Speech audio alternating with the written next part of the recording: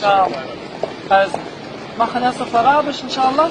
Dann machen wir das auf Deutsch, damit du auch verstehst, was es bedeutet. Du musst bezeugen kannst du nur, indem du das weißt. Also ich erkläre dir das auch, was es bedeutet. Okay? Also auf Arabisch sagt man, Ashhadu, La ilaha, genau, illallah, wa ashhadu, anna Muhammadan, Rasul, Allah. Takbir. Ich bezeuge, dass es keinen anbetungswürdigeren Gott gibt, außer Allah.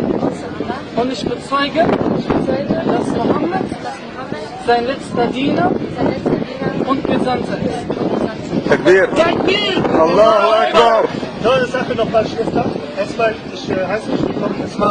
Ich möchte wissen, kannst du sagen, hat dich jemand gezwungen, dass du den Islam nimmst oder jemand unter Druck gesetzt, dass du den Islam annimmst? Nein, ich habe eine Cousine, die ist auch in Islam eingetreten und ich bin mit dem 7.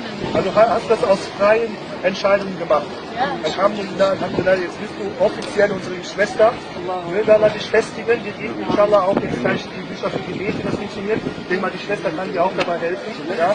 Auf jeden Fall, dass du die Schwester bitte nicht vergisst, also nicht so lässt. Du hast Freunde, die Muslime sind. Bitte immer mit diesen Freunden sein. Ja? Alhamdulillah. Jetzt frage ich dich nochmal, wie fühlst du dich genau jetzt? Das ist